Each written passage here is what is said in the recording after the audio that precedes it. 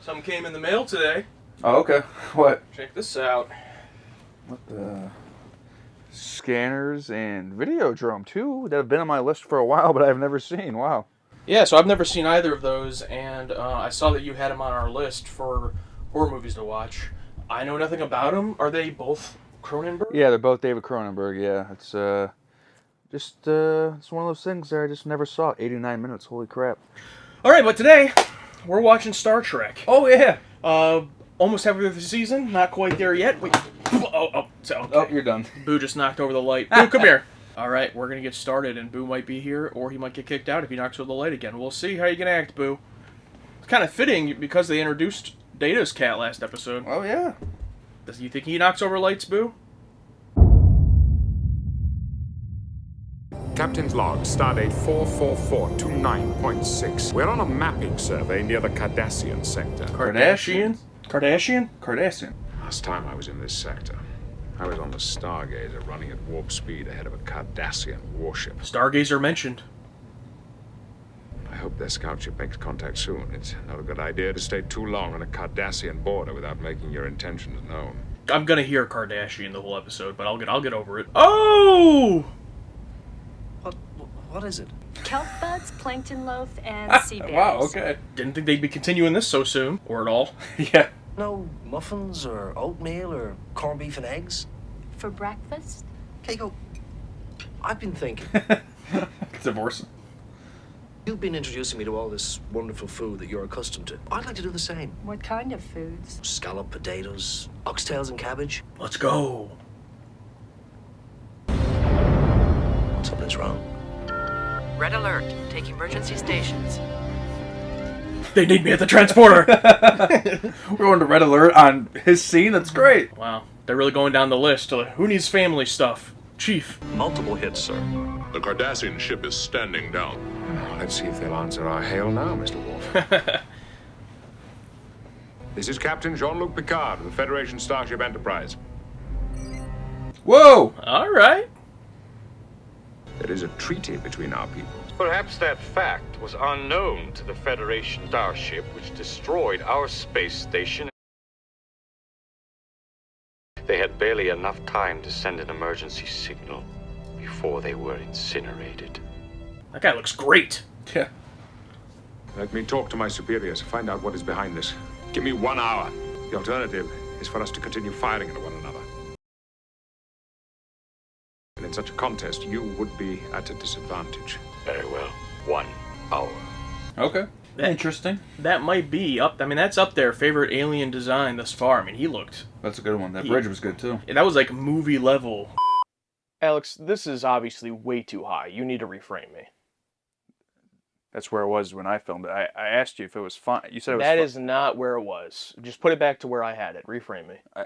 I never touched the camera. You set it up. Do you need me to come do it, or can you just reframe me, please? No, I'll do it. Hold on.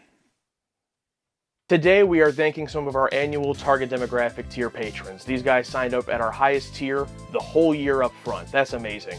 And today, we're thanking Adam Zay, James Knight, Fossilizer, E-Char, and a surprisingly moist fart. Thank you guys. You're amazing, and we hope to enjoy many years in the future with you. If you haven't tried out the Patreon, go check it out. I mean, how did it even get that high? I don't understand. You set it up. The Wounded. Captain? Hey! Report. Never expected to see him back. The Federation is not prepared for a new sustained conflict. You must preserve the peace, no matter what the cost. The Defector. That's the episode he was in. And that was a banger, so hopefully this will be a banger. This is our transporter chief, Mr. O'Brien. Shall we? All right, Troy, can you sense anything? Oh, wow, they have hair. She can sense something. From him. Ho, ho, ho, ho, ho. Ooh. A squad of Cardassian militia made a sneak raid on an outpost, wiped out close to 100 civilians. Then it's revenge he's after. Can we confine our discussion to the facts? Now, Mr. O'Brien. Warp to Captain Picard. Damn it. Go ahead, Mr. Wolf. Long-range sensors have located the Phoenix. Oh, thank God. I thought it was going to be like, Captain Picard, there was a B-plot on the way. is a B plot. Chief's gonna cook dinner for his wife. Oh, yeah, using the replicator. Okay. These low angle shots are so weird. Oh boy. Deck 6. Dude, are we about to get a Captain America Winter Soldier elevator scene with the Chief? So, Before we get started, If Captain Picard orders me to tell you everything I know about Ben Maxwell, I will. But who I choose to spend my free time with, that's my business. ooh. So there is still some personal. oh yeah, definitely Feelings some there. vendetta. They did a great job casting these guys. Oh, these guys are great, just by their facials. Yeah. There you are. Well, here we Potato go. Casserole. A dish fit for king. Fucking delicious. Oh, she's not gonna like it. You tell me you guys never like tried each other's food before getting married? It definitely sounded like he had never cooked for her. You know, sitting with the staff this morning, I could tell there were people in that room who still don't like the Cardassians. Yeah. You. Well, how do you feel about them? Me? Oh, I hate them. I feel fine. I mean, the war's over now. Very interesting. Do you think he's trying to lie to himself? Maybe, yeah. You can read our transponder codes. The important thing at the moment is that one of you Never mind that. Maybe we shouldn't have worked with you. You know, he's thinking like, well, gotta change those up. He's gonna go to the security team. Hey guys, what the hell?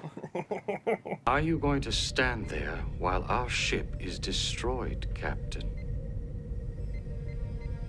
Definitely feels like they're laying some kind of trap. Phoenix will not have a chance. cannot allow Maxwell to ambush that supply ship. Mr. Worf, now. On Worf. Yes, Captain. Yeah, there you go. He's really against these Cardassians, or really wanting to protect that ship, even though it's a great shot at Picard too. Yeah, I think he's just, he has a problem putting anybody in Starfleet at risk, I mean, Worf is literally a security guy, so releasing any part of our security, of course, Yeah. he's going to be a... Phoenix is firing photon torpedoes. Oh, shit. He has destroyed our warship. Even after he did that? The warship carried a crew of 600. Oh! Mr. Data, estimated time to intercept with the Phoenix. 16 hours, 44 minutes. Ensign increased to warp 9. That guy kind of looks like John Krasinski. Who, Picard? What if the whole thing is like the captain just is taking revenge, and these people are right? Ben Maxwell. He must be quite a man. He's a rare one, all right. I count myself lucky, sir. I've served with the two finest captains in Starfleet. From your knowledge of the man, what has gone wrong? Well, there's a reason for what he's doing. Uh-oh. Those Cardassians were up to something, I'm sure of it. He's in denial. How did he take it? I'd say he took it well. Oh, I know he was broken up inside, but you'd never know it to see him. He never missed a minute's duty. That's probably not good. They're up to something, sir. They're the ones you should be investigating, not Captain Maxwell. You don't care for the Cardassians. It's just, well, I know them. You learn to watch your back when you're around those people. Oh, Jesus Christ. I think when one has been angry for a very long time, one gets used to it. So familiar that one can't ever remember feeling any other way. I'm just picturing what Chief said, like if someone said that about another race. I mean, it is very interesting because, it is a thing like in sci-fi, they always create these other species, the parallels there, you know what I mean? Like, so to dig into it's kind of interesting because, obviously like the Klingons and the Romulans hate each other, but you don't like look at it as racist necessarily. Right. This is very interesting. I owe you an apology. Shouldn't have popped off like that in the turbo lift. Where are those other two? It's not here right now. Cardassians were advancing on us. Moving through the streets, destroying, killing. One of the women threw me a phaser, and I fired, just incinerated, there before my eyes. I'd never killed anything before. It's not you I hate, Cardassian. I hate what I became because of you. Wow. Good Lord. Wow. Call him. Yeah, give it up for Colin Meaney, man. You didn't have to go that hard. There are those who crave war. I am not one of them, Captain. And I'm beginning to see that neither are you. I hope he survives this episode so he can come back. He's great. Is this him? Welcome aboard. That sir. guy? I'm Commander Riker, First Officer. Wait, who's that guy? The warden from Shawshank Redemption. Haven't seen it. Good to see you again. How are you? I had no idea you were on the Enterprise. This was my tactical officer. Why is everyone so calm? Be under arrest immediately. Remarkable. Well, if that's true, I learned it from you, sir. But you got that silver tongue by kissing the stone, right? So anyway, those 2 ships you blew up. Yeah, you've killed a lot of people today. Not people as in human, but essentially. Do they call their species people? Probably not. You see the look that he gave him? Like, do you know what he did, pal? Riker stink eyes everybody, man. He's That's like, true. He's just like... Like, if Riker isn't trying to rizz you up, he's staring you down. Captain. A pleasure, Captain. This guy almost second to come out from the corner. Whoa, whoa, whoa. Remember me? No. The Cardassians are arming again. That so-called science station, military supply port. How do you know this? Information comes my way. From who? Where is your documentation? I know what they're doing. Okay, pal. Oh, no. Source. Trust me, bro. Yep. They're running supply ships back and forth, and nobody's going to tell me it's for scientific research. Why didn't you notify Starfleet? You know how worthless they are. Come Wait 6 months while the bureaucrats sit around reading reports trying to figure out what to do. Picard would agree, but you also can't, be a vigilante. and murder people. And so all alone, you decided to dispose of the treaty. I took the initiative. I did what had to be done. Bro's basically admitting to it at this point, so. When it becomes clear what the Cardassians have done, I will be vindicated. What the Cardassians have or have not done is irrelevant. Yeah, like, you still did the wrong thing either way. I will permit you the dignity of retaining your command during the voyage. I will return to my ship. I understand your orders. Yes, Captain. He ain't following you, bro. He's going to the ship and he's gonna go suicide mission. My guest is departing. Aye, sir. My guest. Yeah, right. Yeah, he wasn't looking at him. Excellent moment for Picard, that whole scene. Oh, for sure. That other guy was good too. Send a message to Admiral Hayden at Starfleet. Inform them of our projected time of arrival. Captain, the Phoenix has changed course. Right away. Yeah, didn't even try to like, just like immediately. Just as soon as he gets behind the wheel. Yeah, like it's a car wheel of a car backing up. Oh my god. The Phoenix has accelerated to warp 9. No. We will not be able to reach him before he intercepts the Cardassian vessel. Attention, Warp 9. It's usually as high as they go. Captain Chief O'Brien was Maxwell's tactical officer. Get him up here. Oh, they're gonna try and make him go against him. And he's gonna have to choose his alliance. Sir, the Phoenix has dropped out of warp. They have reached the Cardassian vessel. He has no idea what's going on. Probably hasn't heard about any of this. Let me beam over. Try to talk to him. We served together a long time. When you've been through what we have, you tend to get inside someone. He might listen. In their head, he means. Thanks, Josh. The Phoenix is using a high-energy sensor system. It cycles every 5.5 minutes. Between cycles, there's a window of a 50th of a second. 50th of a second. Now, you could probably handle it if he was doing it himself, but the other lady's gonna have to beam him over. He can set up the transporter for him at the station. I don't know. He's already over. He's already over there. It's not important. Talk to Picard. Get him to board the damn ship. He won't do that, sir. Will he turn his weapons on a Federation starship to protect the enemy? They aren't the enemy, bro, that they are aware of. What the hell has happened to this war? There is no war. The war is over. Though all the world betrays thee. What if Maxwell is in the middle of singing? What if he just went, anyway, and just like slammed the fire button? Dude's completely unpredictable. I could see anything. I could see him even stabbing Miles. Where's the rest of his crew? I'm not gonna win this one, am I, Chief? No, sir. Wow. Convinced him with song. Now you know he's gonna end up being right. He was a good man. What he did was terribly wrong. I know that now. That doesn't excuse his actions. Maxwell was right. Those ships were not carrying scientific equipment, were they? If you believe the transport ship was carrying weapons, Captain, why didn't you board it as Maxwell requested? I was here to protect the peace. Oh, wow. Okay.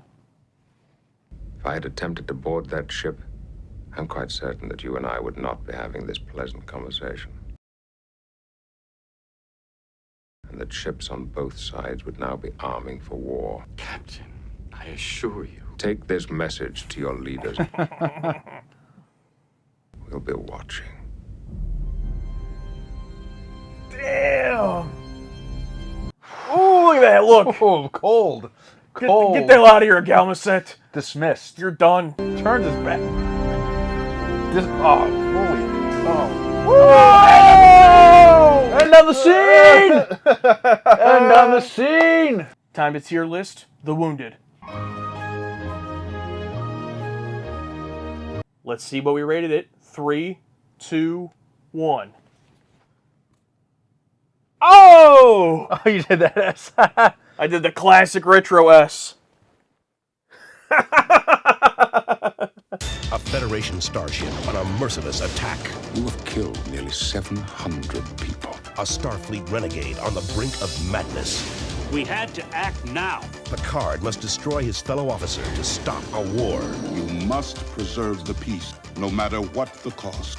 He turns weapons on a Federation starship to protect the enemy? Starfleet Showdown on the next exciting episode of Star Trek: The Next Generation. For the third time this season, a double S from us, and not really surprised. This is one of those for me. I knew right away within the first few minutes, like, unless this goes off the rails, like, this is going to be a banger. Basically from the Chief scene at the beginning, the dinner scene. That's how we knew. The show is like answering questions that they think they're going to get. It's like, oh, we just did this whole wedding last episode. We're never going to see Chief and this woman again. Write a scene.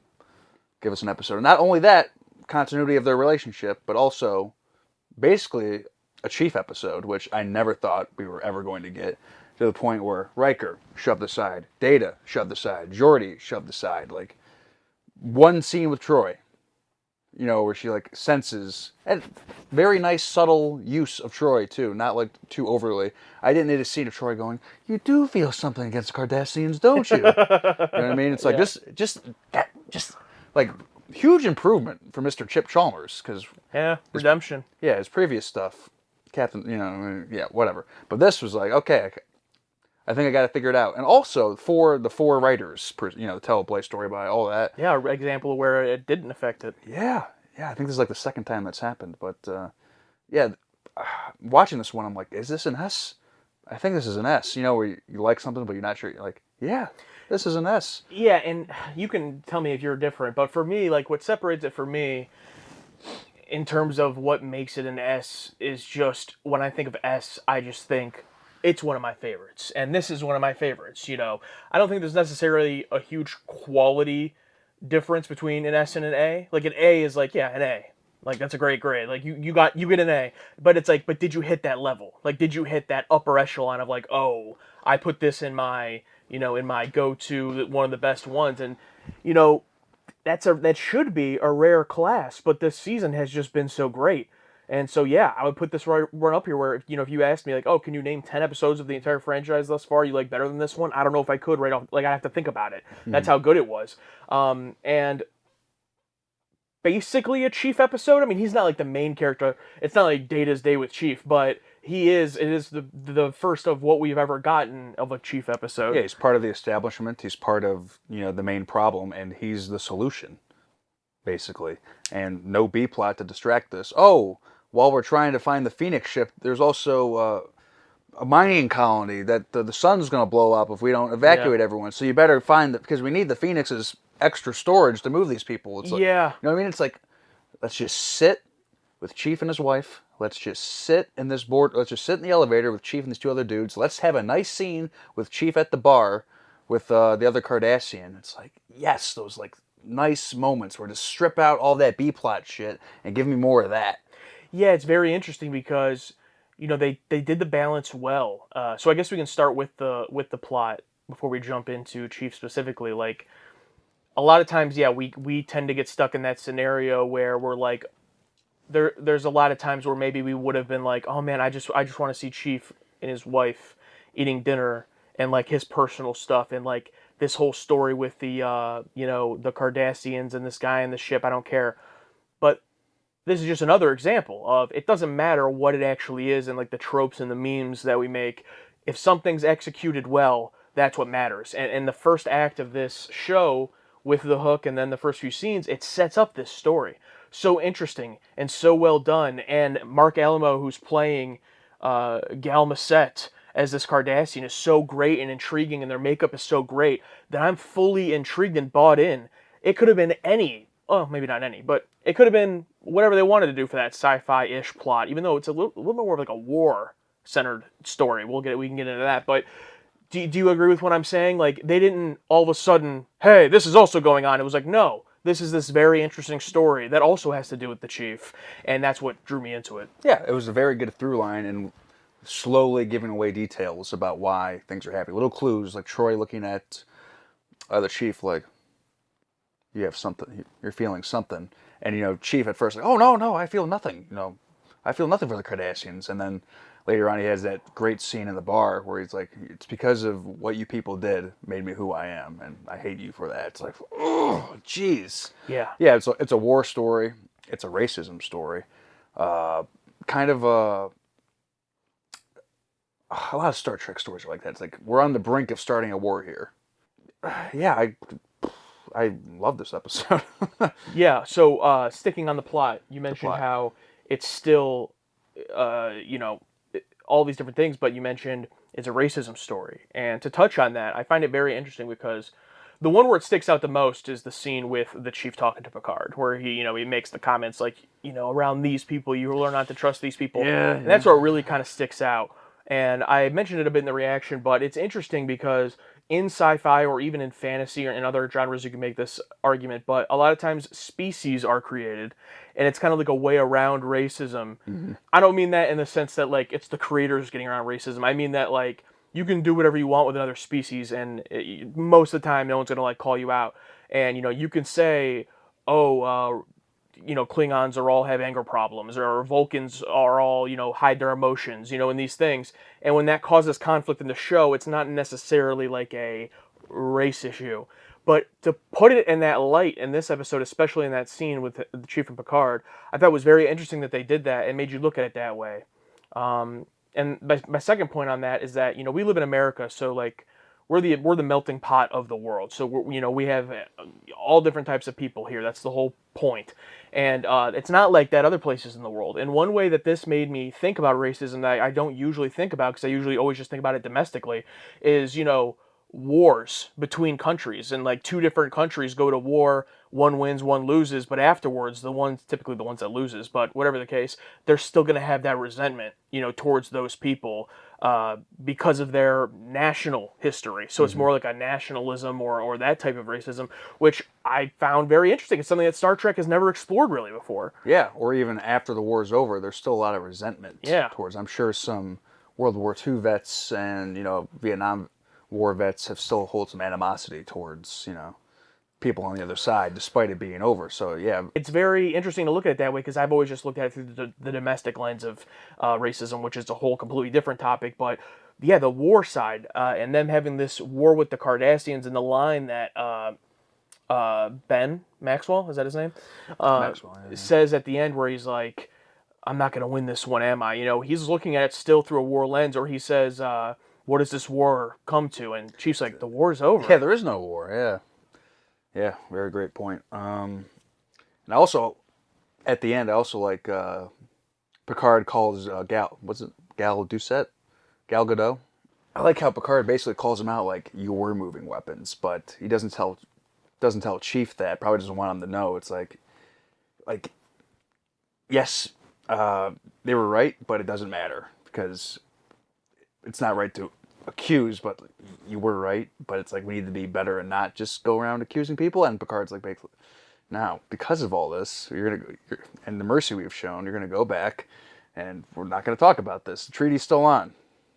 Yeah, absolutely. And I really love the fact that he discovered it, or not even discovered it, but Picard just kind of figures it out and puts two to two together.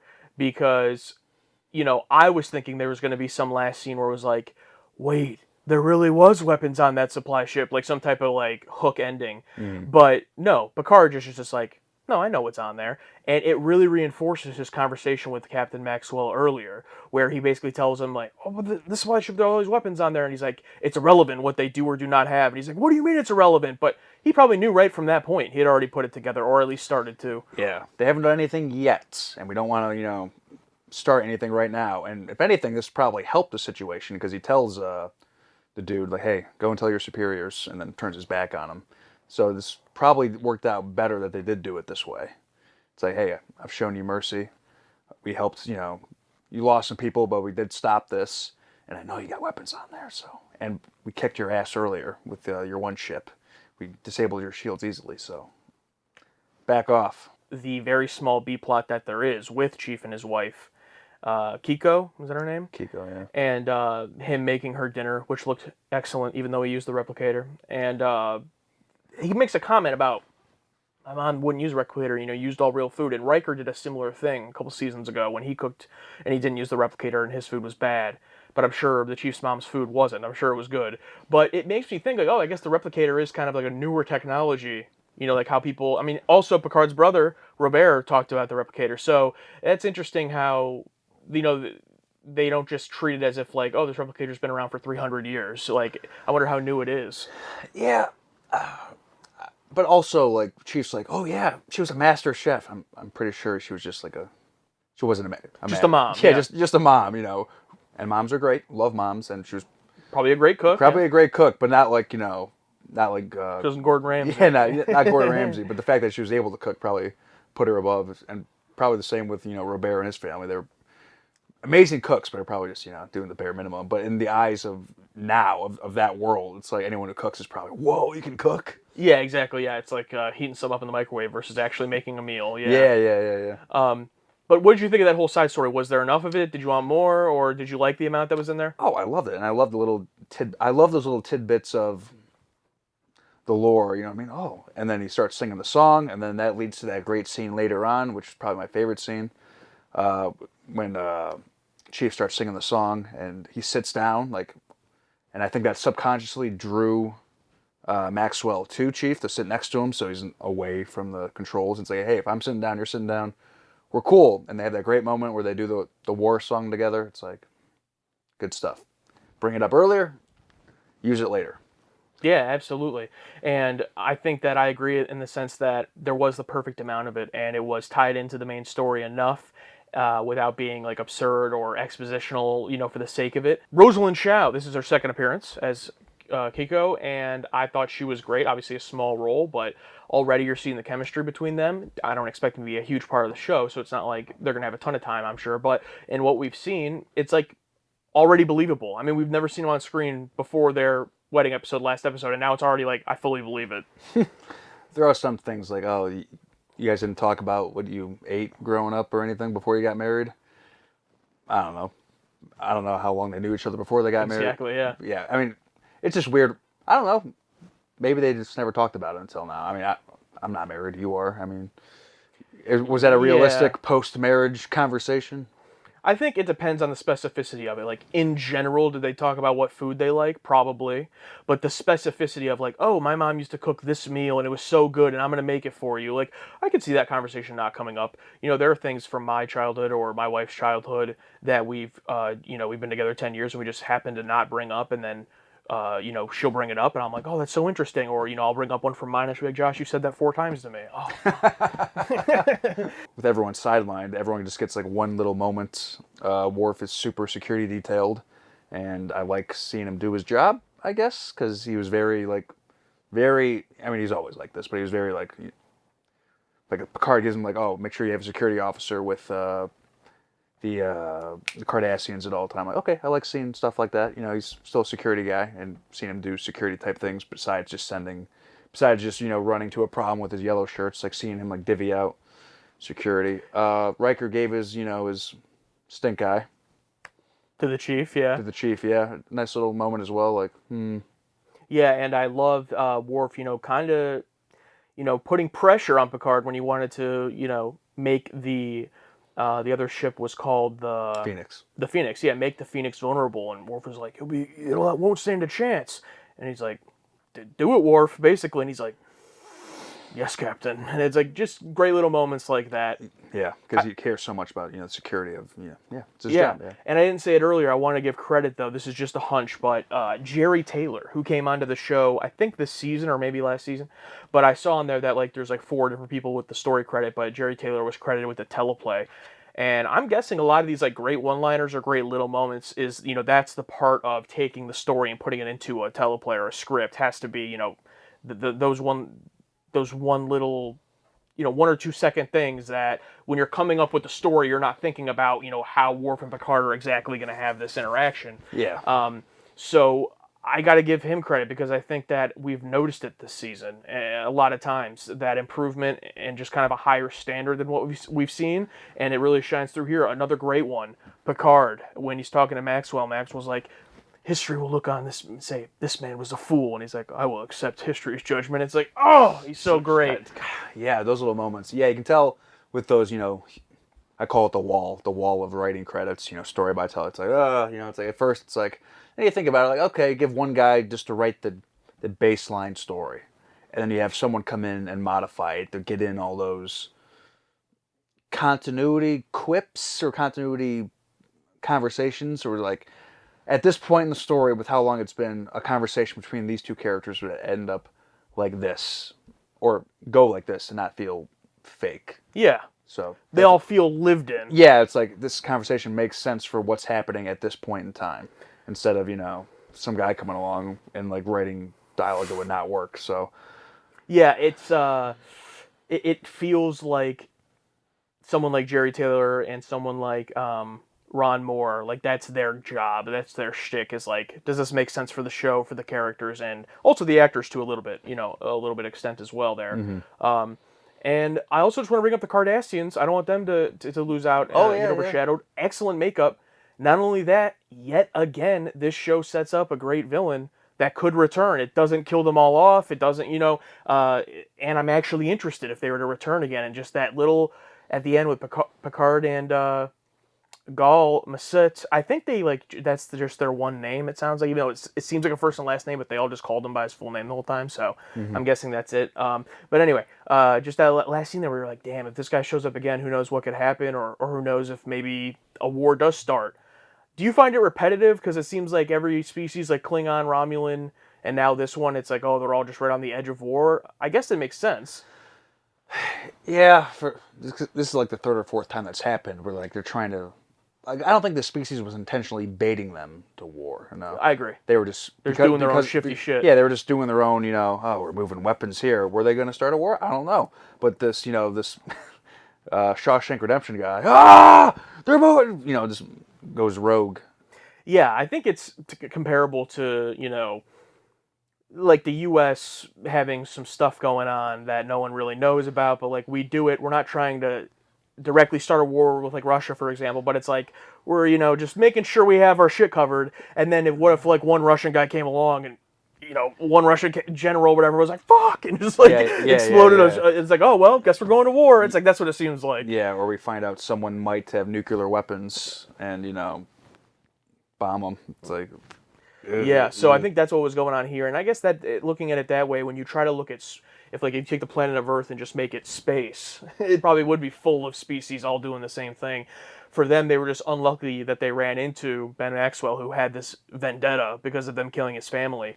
Mm-hmm. And that just reminded me too. I don't want to forget about Chief's backstory on that planet, where he's talking in 10 Forward. Oh God, yeah, and him like he's very against the Cardassians. He has that great scene in the elevator too, where it's like, now if Riker ordered me to do this with you, I'd do it. If Picard ordered me to do that with you, I'd do it. But what I do in my own free time, it's like, dude, they just ask you to go to the bar. It's like, whoa, it's like, do you want to grab a drink? That's all I ask. It's like, holy shit. And those two guys, by the way, just great facial acting. Like, oh yeah, yeah. We'll get to it in the rewriting section, but yeah, those two guys are great. And yeah, and just the juxtaposition of that scene.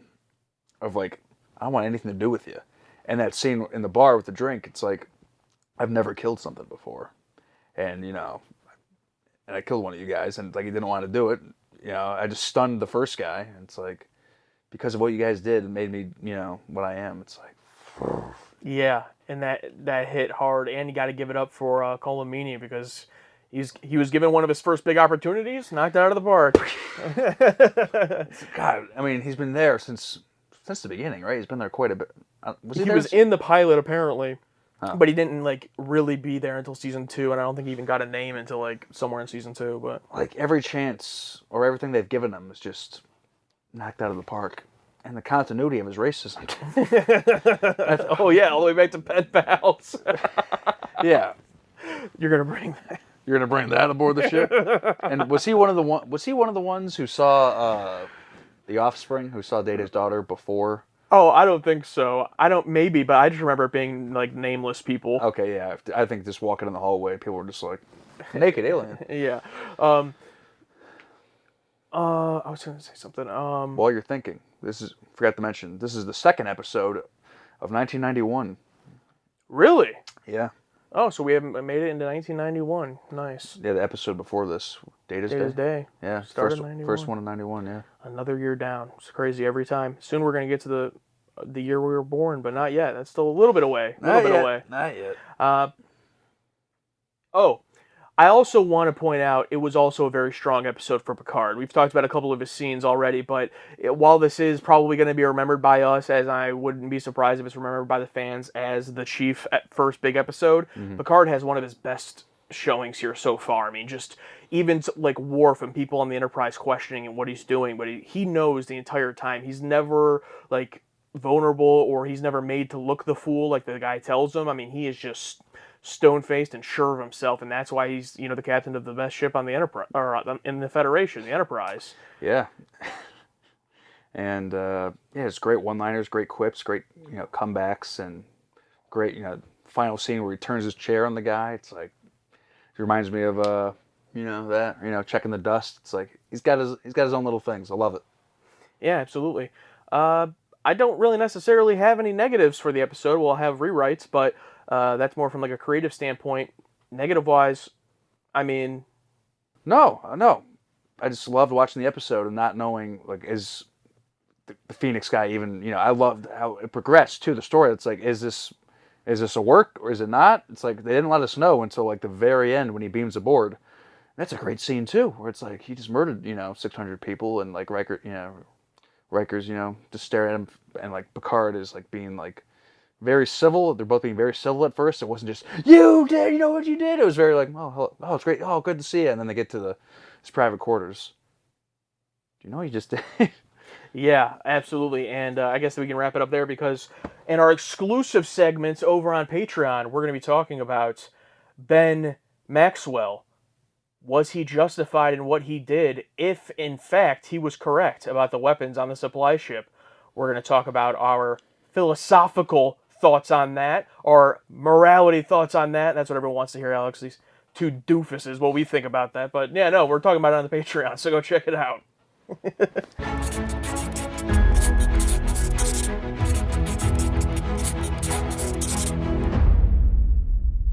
The two other Cardassians, just based on their faces, I would have liked to see a little more done with them. I don't know. I started laughing during the reaction, because I thought for a second that the Cardassian sitting at the bar was like Gal Doucette, like the main guy. And I thought, when he started talking, when I was talking to the elevator, I thought for a second, like, how some racist people say, all so-and-so look alike. I thought he was mistaking him for, you know what I mean? So I'm like, I started like laughing, like, oh my God, he thinks he's talking to one he saw in the elevator, but it was one he saw in the elevator. So that probably would have been too far of goofiness, so I'm glad they didn't do it. But, I don't know. I just needed, I would have liked a little bit more between those two. Because they were so good in the little that they had. Yeah, but I also like the mystery of, because if they interacted more, it would have tipped the hand of, they're fucking around. Or... Here's my question, though. Do you think that either, let's say that Gol Masut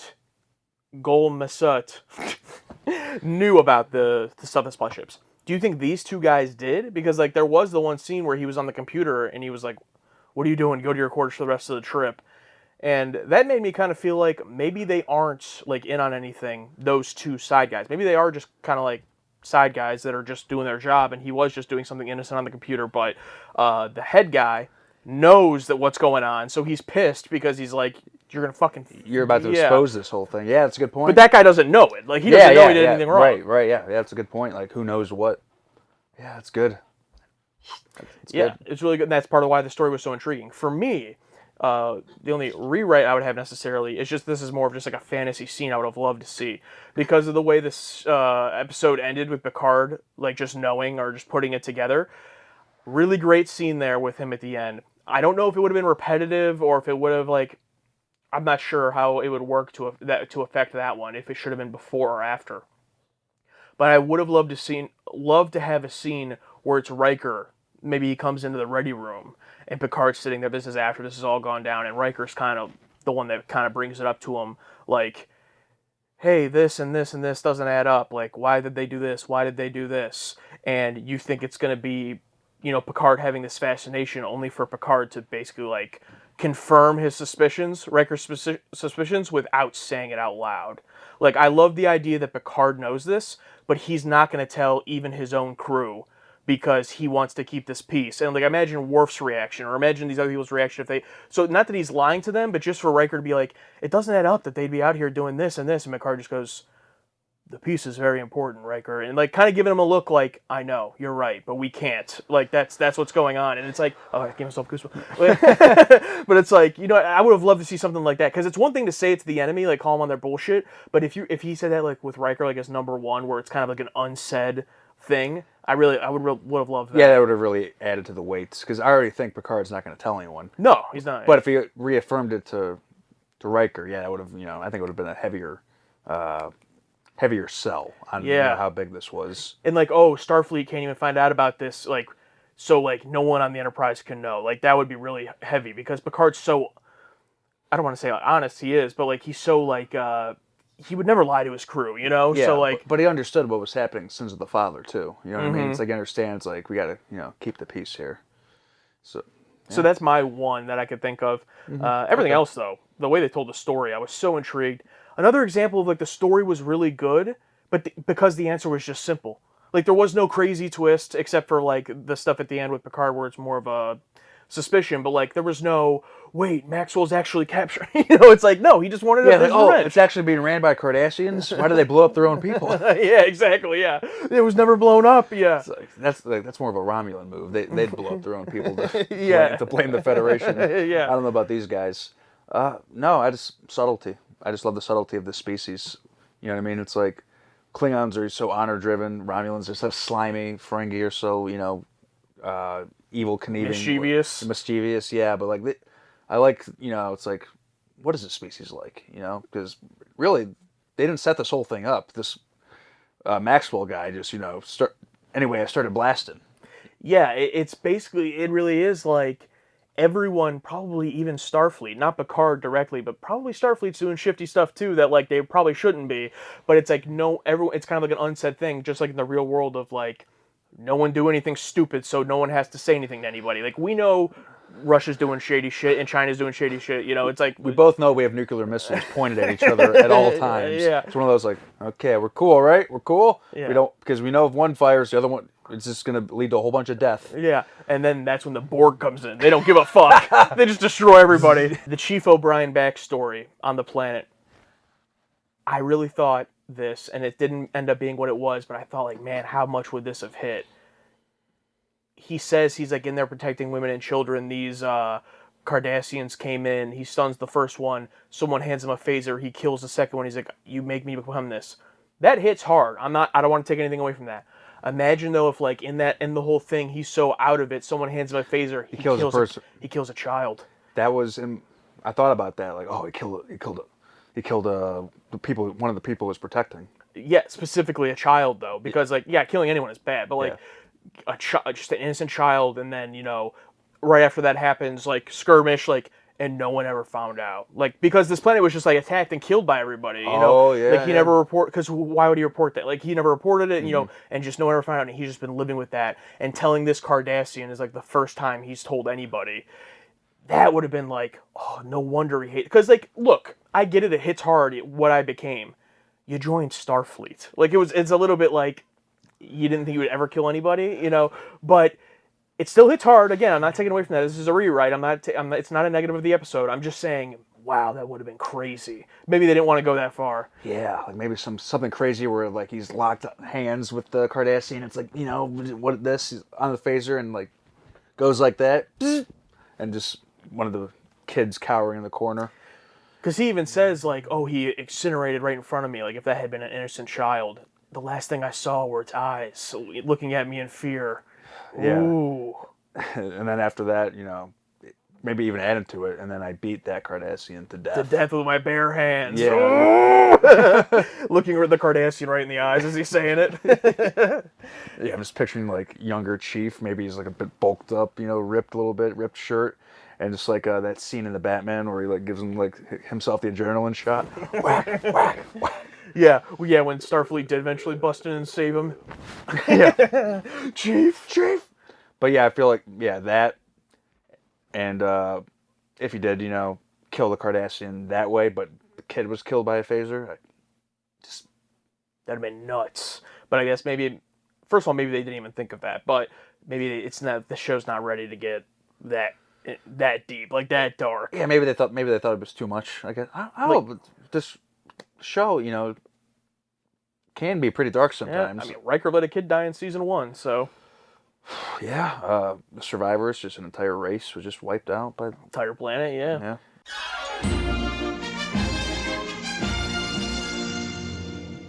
All right, this one's from Cullum Meany. Prediction, S+++ tier. Lots of great stuff here. New alien race, Cardassians, with some very impressive makeup, an excellent performance by Bob Gunn as Captain Maxwell. The real star of the show is Cullum Meany, who steps out of the transporter room and into stardom with this episode. A brilliant performance of a combated veteran attempting to come to terms with the horrors of war. The scene in 10 Forward has stuck with me ever since I was a kid, but the real treat is watching O'Brien de-escalate the situation by sharing war stories with Maxwell and singing The Minstrel Boy. For anyone who has experience recovering from decades-old trauma, it's definitely a moment that captures all the feels perfectly. Yeah. I think that says it all, and it's fitting that it's coming from Cullum Meany. Yeah. Here he is. And congratulations to you as well as Enigmatic Penguin for having the most liked takes here from the community. So you guys are the ones that they've wanted us to read the most. So I'll go on to Enigmatic Penguin. S tier for being the first real O'Brien episode and for his scenes in 10 Forward and singing The Minstrel Boy. The episode is a timeless tale of the long-term consequences of war and the casualties they can continue to produce after the guns stop. I don't hate you, Cardassian. I hate what I became because of you. Perfect Star Trek. Yeah, I think I agree. Perfect Star Trek, I think there can be a lot of perfect Star Treks, but I think this is definitely one of the ways of perfect Star Trek, if that makes sense. One of the best ones they've done, for sure.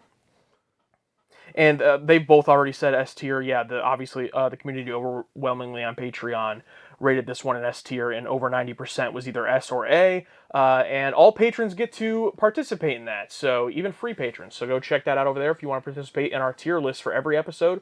They're all open until we do our tier list at the very end of the season, so you can go back and do all the other ones from this season as well that you missed.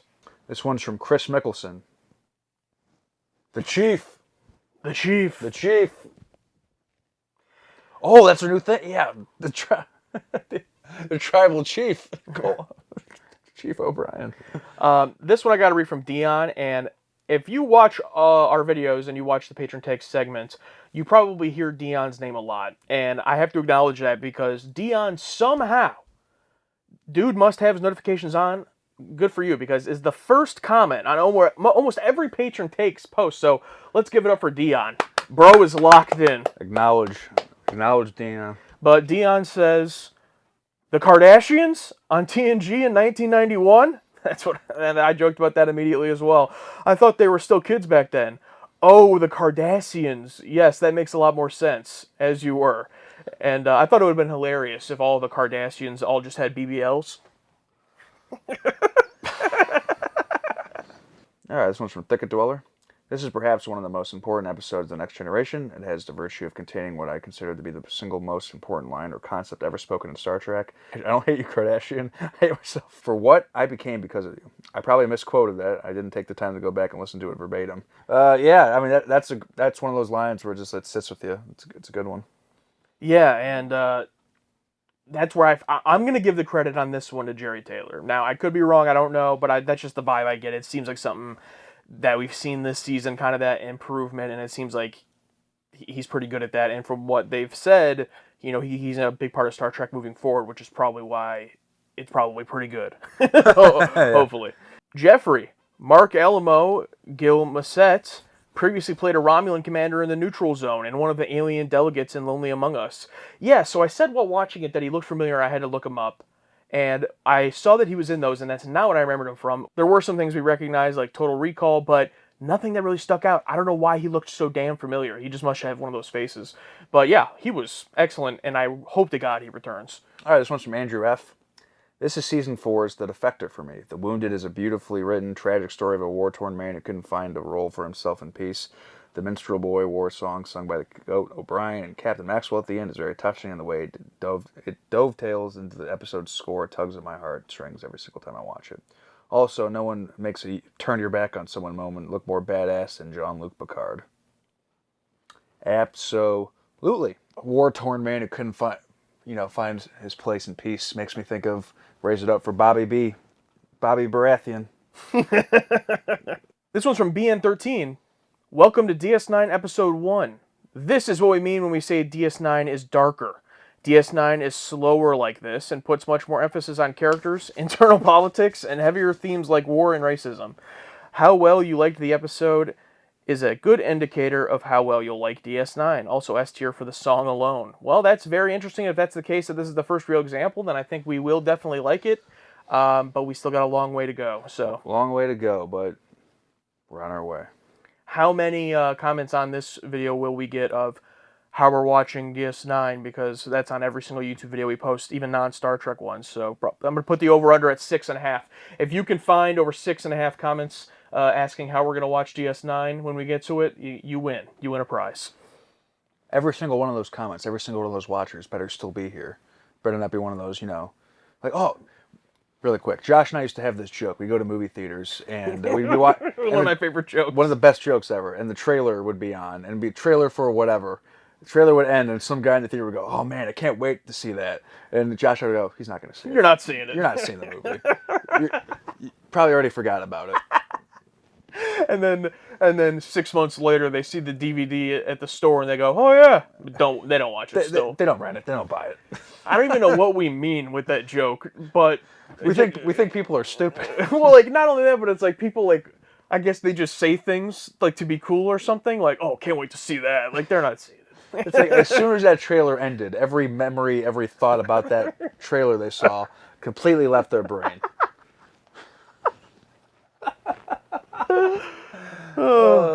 Cat with Attitude, we have miles and miles of O'Brien. Nice. And I hope you like Kiko.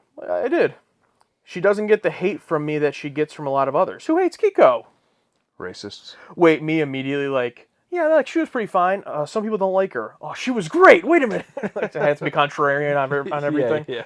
Although I feel like with the characters, we have fallen into a lot of the, like, a lot of people hate Wesley. We ended up roasting him, so I wonder, I don't know, it goes back and forth. And then I rank this one excellent. Yeah, I agree. This one's from John1701. Alex is going to lose his mind on this one, laughing face emoji. Hashtag the chief, hashtag S tier. I'm so stupid that I read it hashtag steer. I'm like, what, is that an animal? I like this one from Raymond Noodles.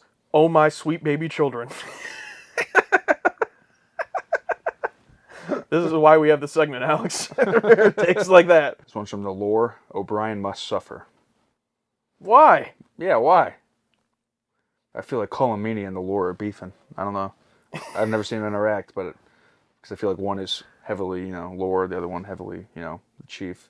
I wonder if they like each other. We got some in-community beef going on. Some patron beef. Whose side are you on? The thing is, I don't think they've ever interacted, as far as I know. Are you Team the Lore or Team Colomini? This is from Juan Tutrafor, agreeing with you. Yeah, sure, O'Brien and Kiko got married before trying each other's favorite food on a ship full of instant replicators. Yeah, some people thought that as well. Yeah, but it's like we didn't get to see those scenes, so... So I want to see him, yeah. That's where you kind of like excuse the show. Yeah, it's kind of like, Do I want to see Chief trying out some odd Asian dish? Of course.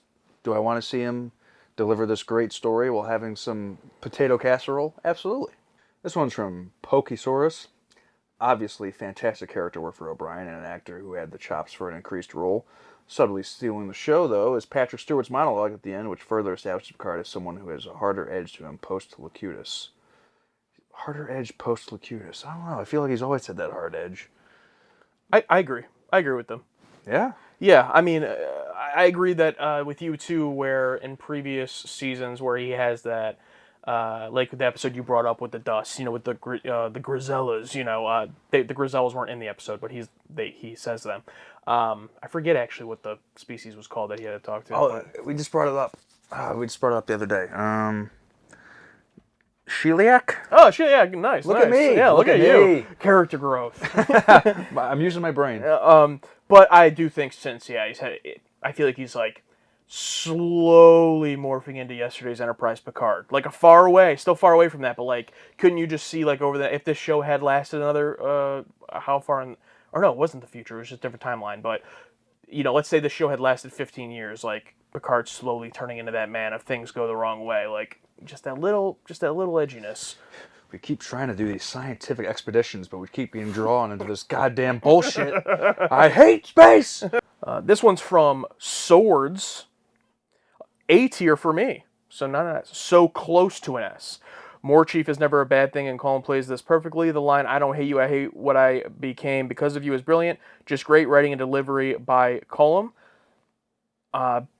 Didn't go into, though, why it was an A, so I would be interested to know why it didn't make S for you, Swords.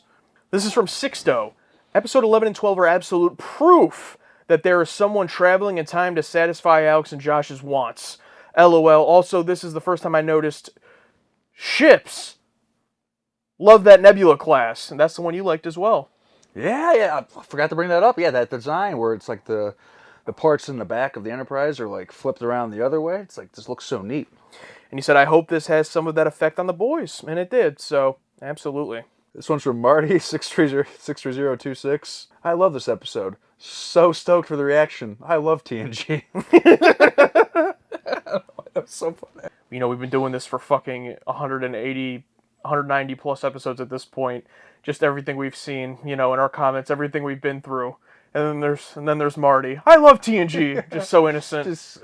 Marty, you poor. Be more like Marty. This from Greg. I bet after the last episode with the strong chief presence, you guys didn't expect the very next episode to be this chief-centric. Correct. Honestly, this is one of my top 10 episodes in all of Star Trek. I don't know if I'd be quite ready to put it there at this point after a first watch, but it's up there. I mean, it's S tier, and all of Star Trek, we have a long way to go, but thus far, it's up there. I mean, I had literally no flaws with it, so... Yeah, I might have to rewatch all of TAS before I make that distinction. Very important. Very important. I got to make sure I'm caught up on all those. What is better, The Wounded or Bem? This one, Kirk Captain, is still an Eglin. Go fuck yourself. Still one of my favorite reactions ever. Just dropping that F-bomb right after he says that.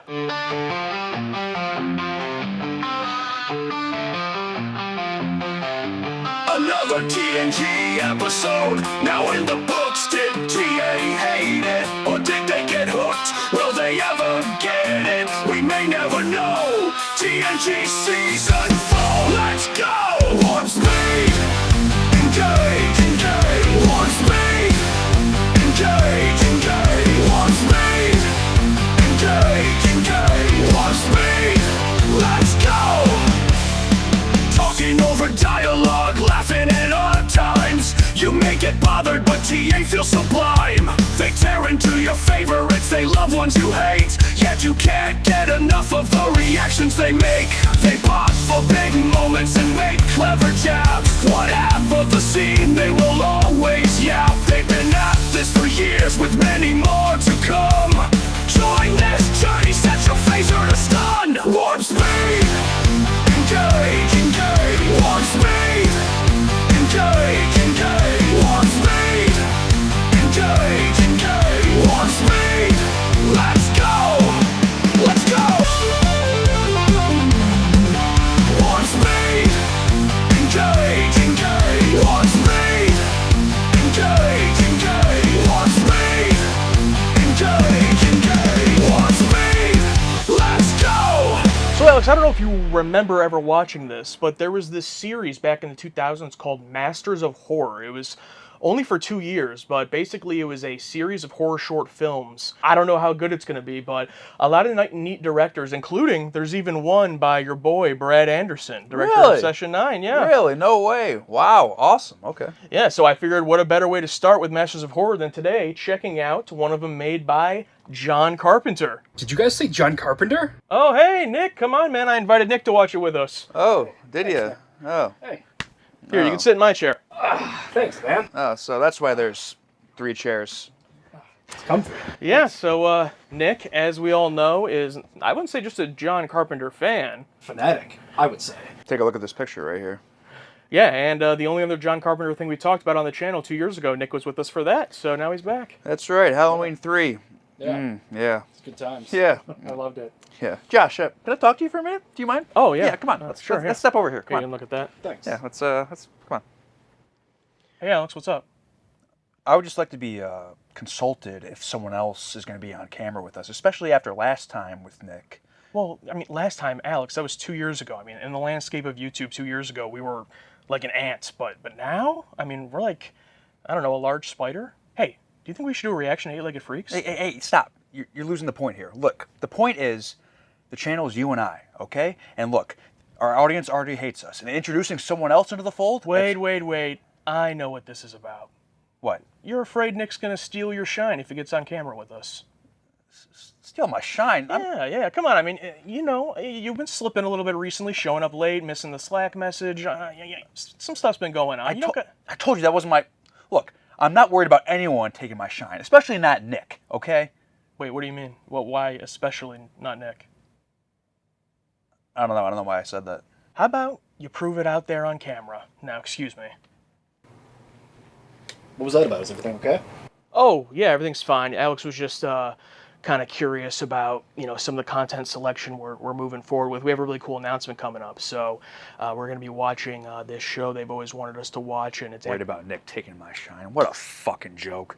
Oh, you're going to be late. Oh, the Slack. Oh, the Slack email. What the fuck is a goddamn Slack email? Is this still on? Oh, shit. Oh, hey, all right. Oh, hey. We ready to get started here? Yeah, are you ready? Yeah, I'm ready. Question, though. When are you going to edit this? Like the audio and all that? Oh, I don't know. I mean, probably just like in a few weeks or something. Why?